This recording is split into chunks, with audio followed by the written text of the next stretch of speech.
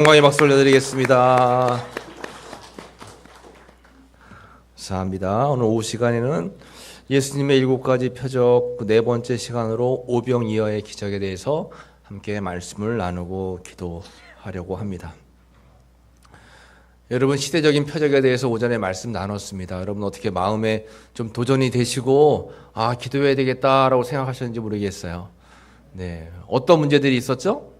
복습 시간입니다. 북한 문제가 있어서 북한 문제. 북한 참 어렵죠.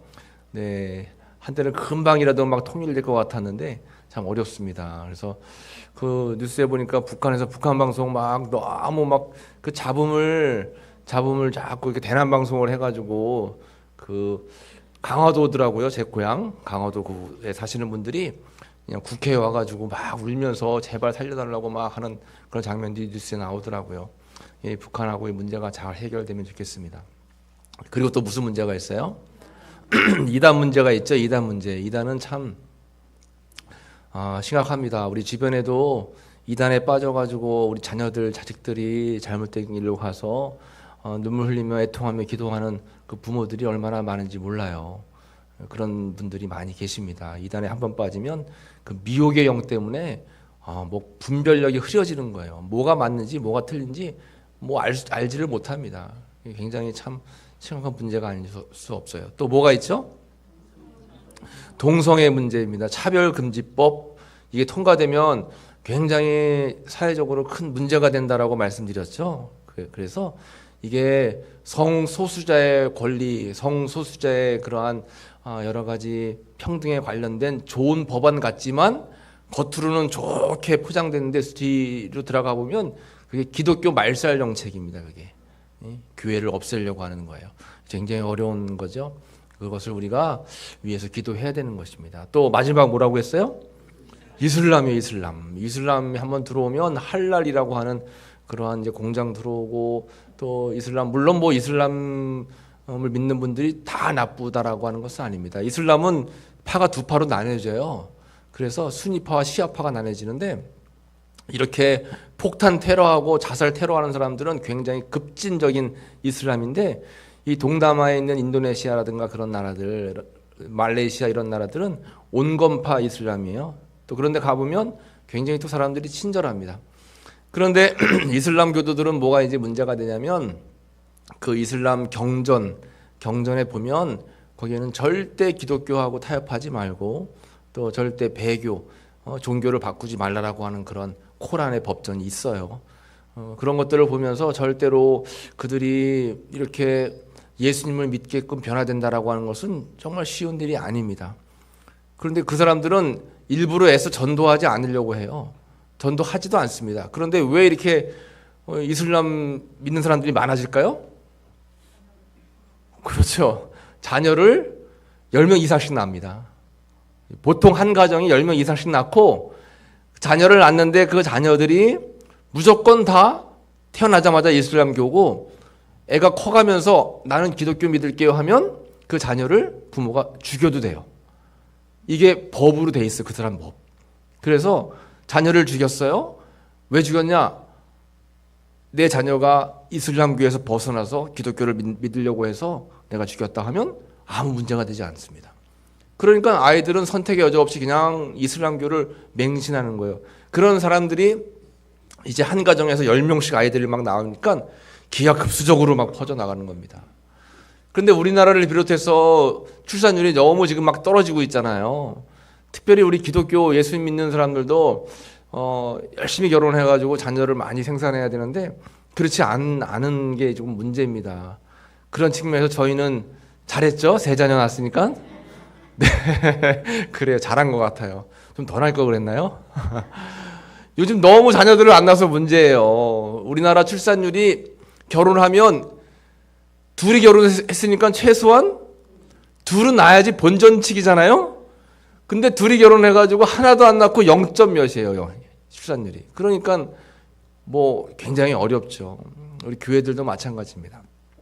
이런 시대적인 흐름이 있음을 기억하면서 우리가 정말 하나님께 기도해야 되는데 인간의 생각과 방법으로 안 될 것 같아도 어려워도 하나님께서 마음만 먹으시면 오늘 본문에 나와 있는 말씀처럼 오병이어의 기적이 안 될 것 같은데 되고 또 없을 것 같은데 있고 또 이것은 해결하기 어렵겠다라고 싶은데 하나님이 역사하시기만 하면 모든 문제가 해결되는 줄로 믿습니다. 그런 은혜를 여러분 사모하면서 기도하시기를 축복합니다. 저 포항에 가면 이제 호미곶이라고 하는 그런 곳이 있어요. 경북 포항 호미곶에 이제 이러한 큰 가마솥이 있답니다. 여러분 보셨어요? 저도 여기 호미곶에 갔는데 가마솥은 제가 못 보고 왔는데 가마솥이 있다는 거예요. 그래서 매 신년만 되면 새해 맞이할 때 2만 명분의 떡국을 이제 끓여가지고 거기 방문하는 사람들에게 떡국을 이렇게 나눠준대요. 2만 명. 한 번에 엄청나게 많은 양을 끓일 수 있는 큰 가마솥인데 이에 질세라 이제 충청북도 괴산군에서는 더 큰 가마솥을 만들겠다 하고 뛰어들어가지고 몇 년 동안 도전하고 실패하다가 결국 어마무시하게 큰 가마솥을 만들었는데 자그만치 둘레가 15m 한 번에 쌀 50가마니를 넣어가지고 4만 명분의 밥을 지을 수 있는 초대형 가마솥이라고 합니다. 엄청나죠? 그래서 저것을 만들어 놓고 이제 그때 축제를 해가지고 한 번에 이제 4만 명분의 밥을 이제 해가지고 나눠줬대요. 그런데 뭐 요즘에는 그 축제가 없어지는 바람에 저 가마솥이 아주 그냥 애물단지가 됐다는 그런 뉴스가 있던데 어쨌든 이렇게 한 번에 많은 사람이 해먹을 수 있는 그런 것들도 이제 있는데 오늘 성경 본문에 이와 비슷한 말씀이 나와 있습니다. 예수님께서 말씀을 들으려고 모여있는 사람들에게 이제 때가 돼가지고 해가 져서 배가 고프니까 먹을 것을 나눠주려고 하는데 뭐 없잖아요. 음식을 장만할 수도 없고 살 수도 없고 만들어 온 것도 없고 도시락을 싸온 것도 없고 아무것도 없습니다. 그때 예수님께서 한 아이가 가져온 도시락 뭐였어요? 물고기 2마리, 떡 5조각 가지고 몇 명이나 먹었대요? 5,000명 먹었는데 그 5,000명이라고 하는 것은 장정 남자의 숫자만 5,000명이에요. 그러니까 여자분들과 또 어른들, 노인분들, 아이들까지 합치면 아마 좋게 2만 명이 되는 많은 숫자의 사람들이 먹고 마시는 그러한 놀라운 은혜를 경험하게 되었다라고 하는 것입니다. 이것이 오늘 예수님의 표적 4번째 표적 요한복음에 있는 말씀이에요. 이 말씀을 통해서 함께 잠시 은혜를 나눠 보려고 합니다. 예수님께서 기적을 베풀어 주셨는데 예수님이 기적을 베풀어 주실 때에 무조건 닥치는 대로 다 기적을 베풀어 주신 것이 아니라 기적을 베풀어 주실 때 공통점이 있었어요. 그것은 뭐냐면 예수님의 기적의 동기가 긍휼이라고 하는 것입니다. 긍휼. 여러분 긍휼이란 말이 뭘까요? 긍휼이라고 하는 말은 불쌍히 여기는 마음. 그래서 예수님께서 긍휼의 마음을 먹으시면 그곳에서 기적을 베풀어 주셨어요. 또 그 사람들이 긍휼의 마음을 먹게끔 행동하고 그런 믿음을 갖게 되면 하나님께서는 예수님을 통해서 그런 기적을 베풀어 주셨다라고 하는 것입니다. 예수님께서는 이 땅에 계실 때 크게 3가지 사역을 하셨다라고 마태복음 9장 35절에서 말씀하세요. 예수께서 모든 도시와 마을에 두루 다니사 그들의 회당에서 가르치며 복음을 전파하며 모든 병과 모든 약한 것을 고치시니라. 예수님께서 이 땅에 오셔서 하신 것이 3가지예요. 그래서 가르치고 전파하며 고치신 것. 이 3가지를 하셨는데 이런 3가지의 기적적인 은혜를 베풀어 주실 때에 공통적으로 36절에 무리를 보시고 어떤 마음을 먹으신 거예요? 불쌍히 여기시는 마음을 가지셨다는 거 하는 것입니다. 불쌍히 여기시니 이는 그들이 목자 없는 양같이 고생하며 기진함이라 했어요. 그러니까 예수님께서 불쌍하게 여기실 때마다 기적을 베풀어 주시고 불쌍하게 여김을 받는 사람을 볼 때마다 병을 치료해 주시고 마음의 소원을 들어주셨다라고 하는 것입니다. 오늘 본문에도 마찬가지예요. 6장 5절 말씀을 한번 같이 읽어보겠습니다. 예수께서 눈을 들어 큰 무리가 자기에게로 오는 것을 보시고 빌립에게 이르시되 우리가 어디서 떡을 사서 이 사람들을 먹이겠느냐 하시니 했어요. 오는 것을 보시고 원어로 따져보시면 긍휼한 마음을 가지시고 라고 표현되어 있어요. 그러니까 무리는 잔뜩 모여 있어요. 사람들이 배가 고파 허기져 있습니다. 그 모습을 보면서 예수님께서 긍휼의 마음을 가지신 거예요. 그리고 여기 모인 사람들을 내가 먹여야 되겠다라는 생각을 가지시게 됐다라고 하는 것입니다. 그러니까 여러분, 우리가 기적을 체험하려면 하나님께서 우리로 하여금 어떠한 마음을 먹게 하시면 되는 거예요? 긍휼의 마음, 긍휼히 여기는 마음을 먹게 하시면 여러분, 우리는 기적을 맛볼 수가 있고 또 기도 응답을 맛볼 수가 있는 거예요.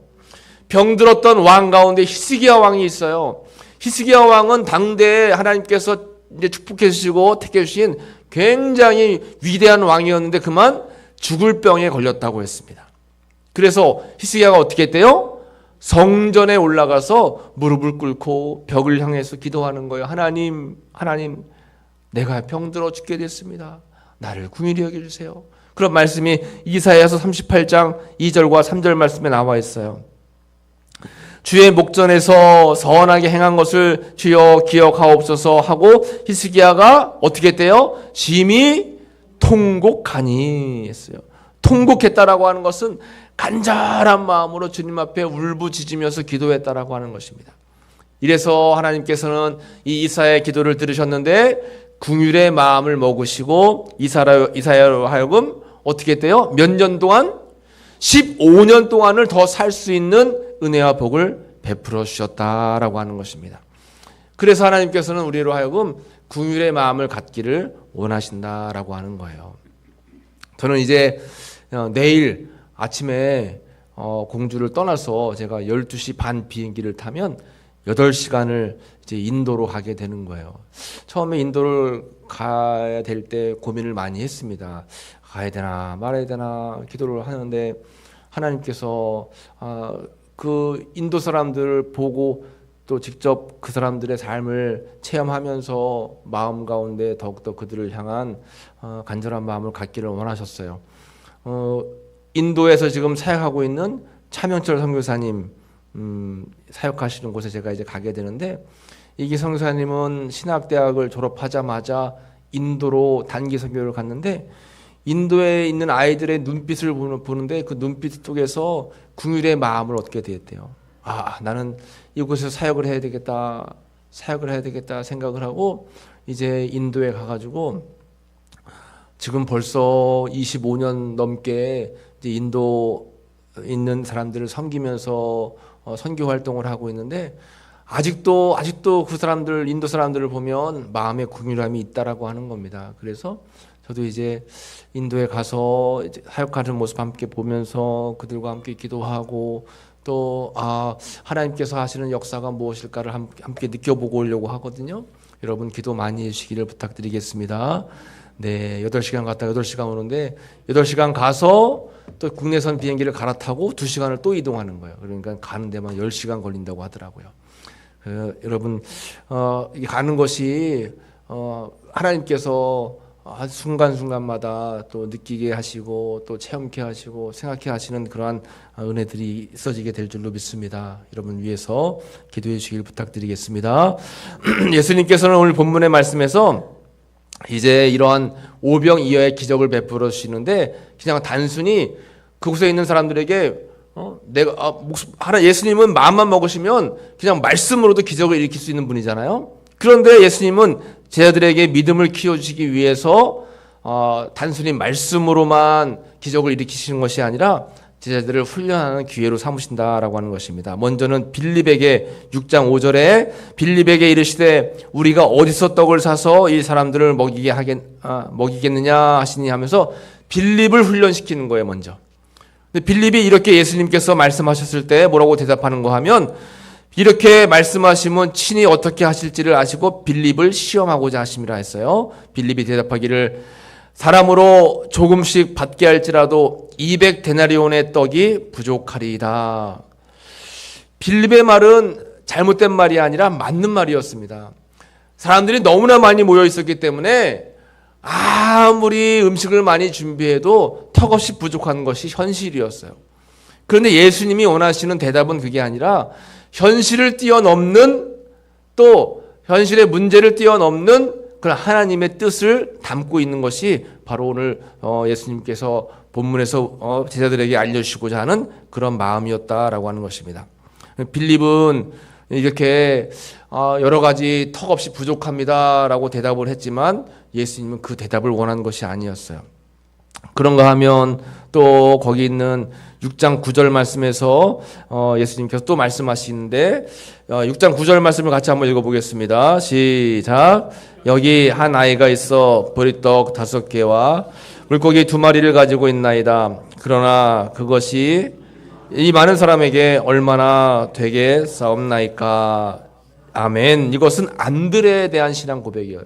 안드레. 두 번째는 예수님께서 안드레에게 너는 어떻게 생각하느냐 했더니 쭉 안드레가 다니면서 보니까 한 아이가 도시락을 가지고 있어요. 그 도시락에 보리떡 5개와 물고기 2마리가 있었습니다. 그래서 여기에 이 도시락이 있긴 있는데 이 많은 사람에게 얼마나 되겠사옵나이까. 이거 가지고 이 많은 사람이 먹을 수 있을까요? 이 안드레는 그나마 빌립보다는 믿음이 조금 더 있었어요. 왜냐하면 빌립은 처음서부터 안 됩니다 예수님, 이 많은 사람을 다 먹일 수 있는 방법이 없습니다 하고 딱 끊었지만 안드레는 그래도 예수님이면 할 수 있지 않을까라는 생각을 가지고 다니면서 도시락을 찾았고 그것을 예수님께 보여드리면서 예수님 여기 도시락이 있긴 있습니다. 그런데 너무 양이 적습니다 하면서 이제 보여줬어요. 여러분 여기 우리는 살면서 이런 겨자씨만한 믿음이 필요한 거예요. 작은 믿음만 있어도 예수님께서 역사하시면 이 산을 들어 저리로 옮긴다라고 말씀해 주셨죠. 그리고 마태복음 17장 20절 말씀에 이르시되 너희가 믿음이 작은 까닭이라 진실로 너희에게 이르노니 만일 너희에게 믿음이 겨자씨 한 알만큼만 있어도 이 산을 명하여 여기서 저기로 옮겨지라 하면 옮겨질 것이요 또 너희가 못할 것이 없느니라 했습니다. 그러니까 예수님이 기적을 베푸실 때는 긍휼의 마음을 가지고 베푸시면서 우리에게 어떠한 믿음이 있길 원하시는 거예요? 겨자씨만큼의 작은 믿음, 그런 믿음만 있어도 주님께서는 역사하실 그러한 능력을 가지고 계시다라고 하는 거죠. 이 안드레의 믿음을 보시고 예수님께서는 그 오병이어를 통해서 놀랍게 기적을 베풀어 주셨어요. 그러니까 우리의 삶 속에 기적을 체험하기 위해서는 예수님의 마음속에 긍휼의 마음이 들어갈 수 있도록 우리가 전심으로 진심을 다해 기도해야 되겠고, 그리고 겨자씨 하나만큼의 믿음이 있어야 되는 거예요. 상황적으로 어렵지만 주님이 역사하시려고만 하면 충분히 일들이 감당될 수 있다라고 하는 확실한 믿음이 필요하다라고 하는 거죠. 여러분들의 삶 속에 이런 귀한 은혜와 믿음이 충만하게 있으시기를 간절히 축복합니다. 이러한 기적이 일어나고 나서 사람들이 예수님에게 왕이 되기를 원했어요. 그런데 예수님은 그 사람들의 요구를 거부했죠. 이것은 왜 그러냐면 십자가 없는 기복주의 신앙이기 때문에 그렇다라고 하는 것입니다. 오늘 본문의 14절에 보면 그 사람들이 예수께서 행하신 이 표적을 보고 말하되 이는 참으로 세상에 오실 그 선지자라 이렇게 이야기하면서 15절에 그러므로 예수께서 그들이 와서 자기를 억지로 붙들어 임금으로 삼으려는 줄 아시고 다시 혼자 산으로 떠나가시니라 했습니다. 거기에 모여있는 사람들이 이렇게 예수님이 능력이 많은 것을 보시고 왕 삼으려고 막 예수님에게 다가오는데 예수님은 그들을 피해서 산으로 혼자 가셨다 했어요. 왜냐하면 예수님이 원하시는 것은 그들에게 세상적인 복을 주는 기복주의 신앙적 그러한 왕이 아니라 영적으로 거듭나서 그들에게 구원을 주시기 위한 그러한 영적인 메시아시기 때문에 그렇게 그들을 피해 도망가셨다. 다른 곳으로 피해 가셨다라고 하는 것입니다. 여러분 오늘 말씀을 통해서 우리가 깨달을 수 있는 것은 우리는 언제든지 환경을 뛰어넘어 예수님을 향한 믿음만 가지고 있으면 주님께서는 우리의 환경을 바뀌어주실 수 있는 그런 오병이어의 기적을 베풀어 줄 수 있고, 또 주님께서 우리에게 원하시는 것은 겨자씨 하나만큼의 믿음, 그리고 기복주의 신앙적이 아니라 우리를 영생 또 우리로 하여금 구원에 이르는 믿음을 갖게 하시려고 하는 것이 바로 예수님의 그러한 우리를 향한 사랑의 마음이다라고 하는 것입니다. 여러분 이 마음을 늘 기억하시면서 여러분 늘 삶 속에 오병이어의 기적, 여러분들의 삶을 더 소성케 하고 또 어려움들을 다 회복케 하고 또 문제 삶 속에 해결함을 주는 주님의 놀라운 은혜가 여러분들의 삶 가운데 늘 충만하게 있으시기를 간절히 축복합니다. 기도하겠습니다. 하나님 감사합니다. 오늘도 함께 주님의 귀한 은혜의 말씀을 나누었습니다. 오늘은 특별히 오병이어의 기적의 말씀을 함께 나누었습니다. 하나님, 우리의 삶 속에 부족하고 연약하고 모자란 것이 있을 때에 주저앉아 있는 것이 아니라 우리의 삶을 회복시키시고 우리의 삶 가운데 놀랍게 채우실 오병이어의 기적을 베풀어 주시는 예수님을 더 기억하며 주님을 의지하고 믿고 나아가는 귀한 삶이 되어질 수 있도록 주님 붙들어 주옵소서. 하나님, 특별히 기도하고 간구하기는 우리 성도님들 가운데에 육신의 질병 때문에 어려움 가운데 있는 분들이 계십니다. 주님께서 기억하셔서 아버지 하나님 마음만 먹으시면 우리로 하여금 완전케 하고 수성케 하시는 귀한 은혜와 능력이 우리 연약한 육신 가운데 주님의 성령으로 임해서 다 아버지의 건강이 회복되고 주님 은혜 가운데에 다 일상으로 돌아올 수 있도록 주님 인도하여 주옵소서. 우리의 영적으로도 날마다 깨어서 주님을 향하게 하시고 주님과 함께하는 믿음의 삶이 날마다 이어질 수 있도록 주님 붙잡아 주옵소서. 우리 늘 삶이 오병이어의 기적을 늘 바라보는 삶이 되게 하시고 그 삶 가운데에 육적인 기복적인 신앙이 아니라 영적인 구원의 신앙을 늘 가지고 간직하고 살아갈 수 있는 저희들 모두가 될 수 있도록 주님 붙잡아 주옵소서. 감사드리며 예수님의 이름으로 기도하옵나이다. 아멘. 교회 소식을 잠시 말씀